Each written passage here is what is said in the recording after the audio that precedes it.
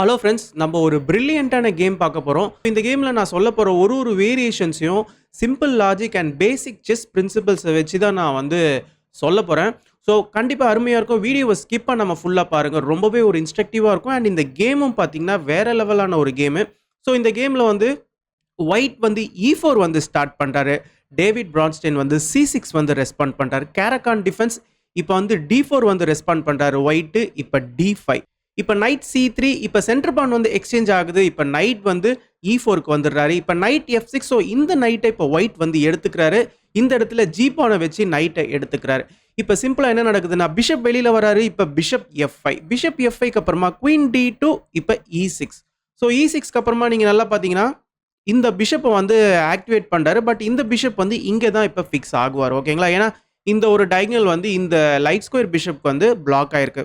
இப்போ சிம்பிளா night E2, night D7, இந்த இடத்துல நைட் G3.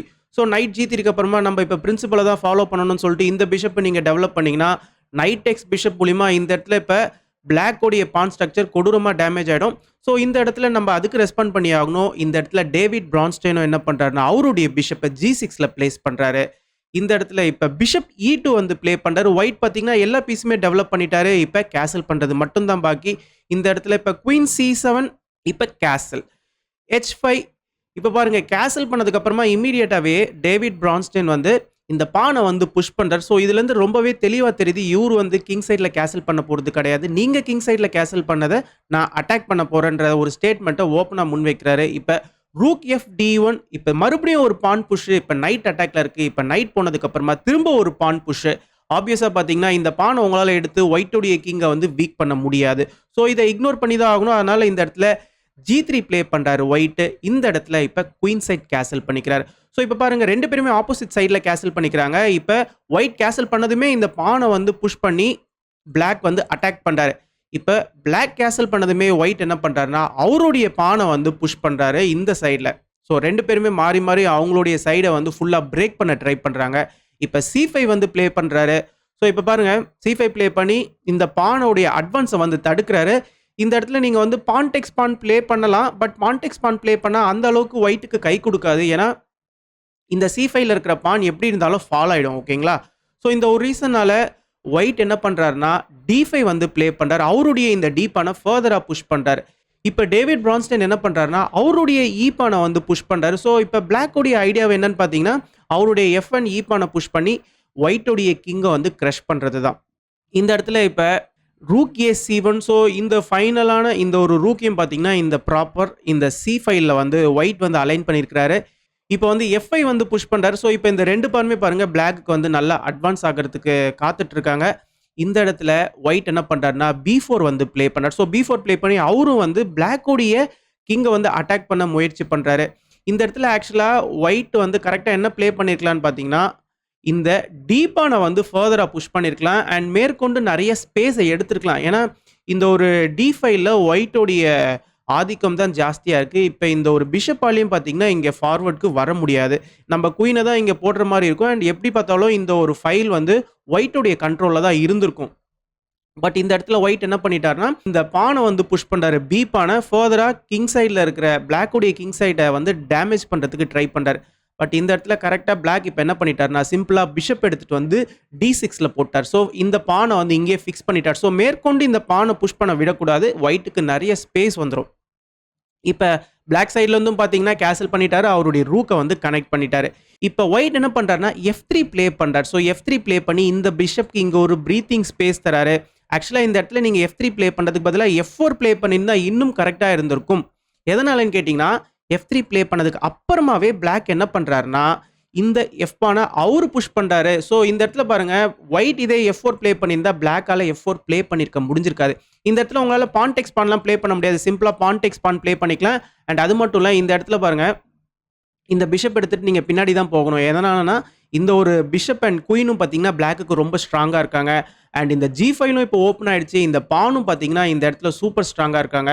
ஸோ இந்த ஒரு பொசிஷன் கம்ப்ளீட்டாக ஒயிட்டுக்கு லூசிங் பொசிஷன். ஸோ இந்த ஒரு ரீசன்னால பான்டெக்ஸ் பான் ப்ளே பண்ண முடியாது. இப்போ நீங்கள் பிஷப் எடுத்து தான் பின்னாடி போகணும். ஸோ இந்த ப்ரீத்திங் ஸ்பேஸ் இருக்கிறதுனால இப்போ பிஷப் F2 ஸ்கொயருக்கு போறாரு. ஸோ பிஷப் F2 போனதுக்கு அப்புறமா பாருங்க இப்போ சிம்பிளாக ரூக் எடுத்துட்டு வந்து இந்த E5ல வந்து பிளாக் வந்து அலைன் பண்றாரு.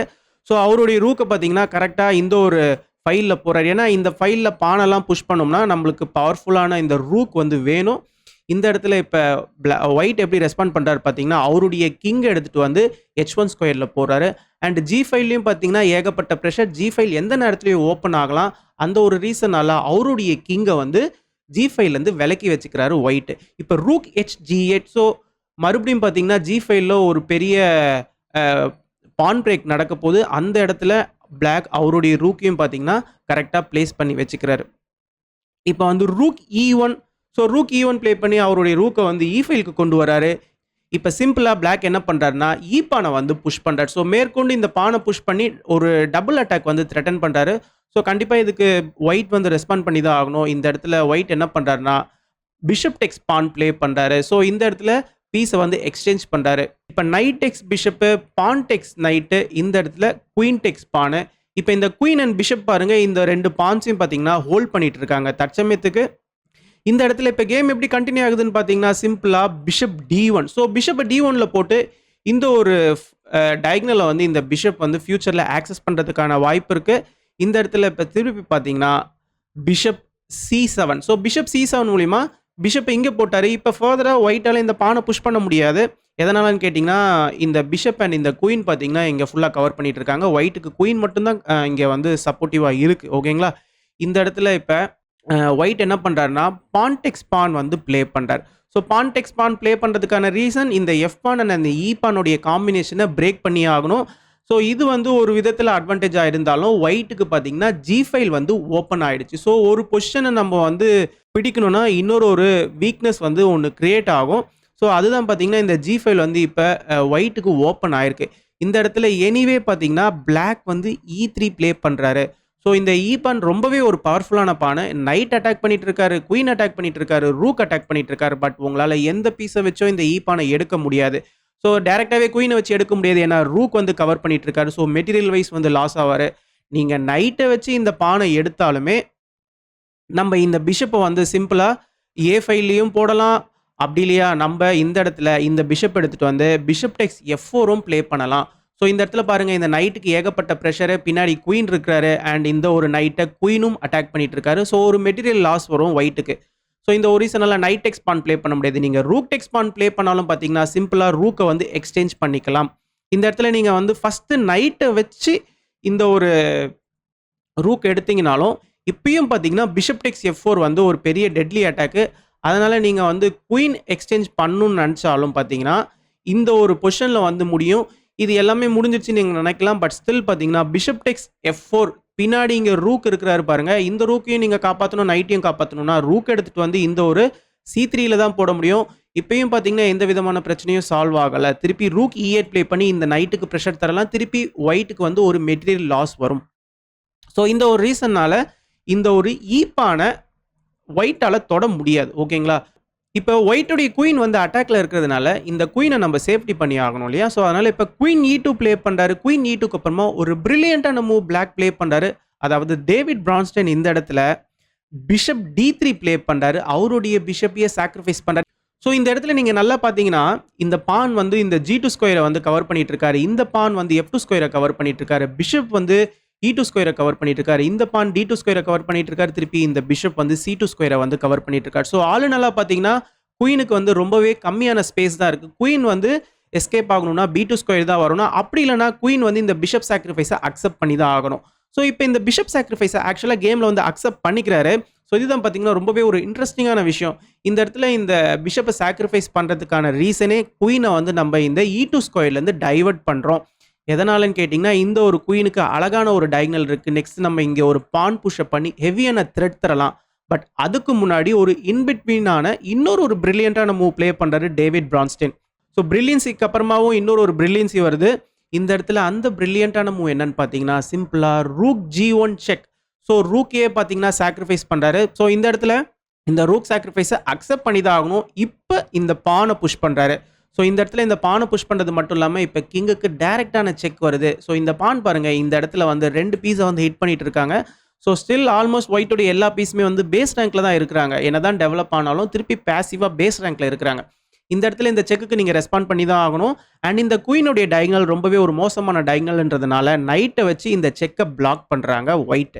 இந்த இடத்துல இப்போ கேம் எப்படி கண்டினியூ ஆகுதுன்னா, இப்போ ரூக் டெக்ஸ் நைட்டு திருப்பி பார்த்தீங்கன்னா குயின் மூலிமா பிளாக்குடைய கிங்குக்கு ஒரு செக் வருது.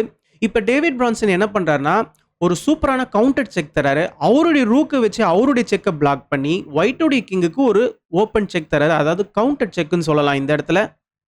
இந்த இடத்துல இப்போ கிங் H1 வந்து ஒயிட் ரெஸ்பாண்ட் பண்ணுறாரு. கிங் H1க்கு அப்புறமா இப்போ ப்ளே பண்ணுற மூக்கு அப்புறமா பிளாக் வந்து கேமை வின் பண்ணுறாரு. ஒயிட் கேமையே வந்து ரிசைன் பண்ணிடுறாரு. அது என்ன மூன்னு பார்த்தீங்கன்னா queen F2. So queen F2 மூலிமா இந்த இடத்துல ஒரு செக்மேட் வந்து த்ரெட்டன் பண்ணுறாரு G2 ஸ்கொயரில்.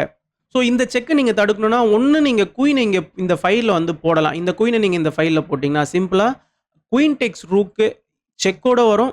இப்போ இந்த என் கேமில் இந்த பான் எவ்வளோ கை கொடுக்குறாரு பாருங்கள். இந்த இடத்துல நீங்கள் இப்போ குயினை தான் வந்து G1ல போடுற மாதிரி இருக்கும். குயினை G1ல போட்டதுக்கப்புறமா சிம்பிளாக நம்ம வந்து குயினையே எடுக்கிறோம். திருப்பி குயினை நம்ம கொடுக்குறோம்.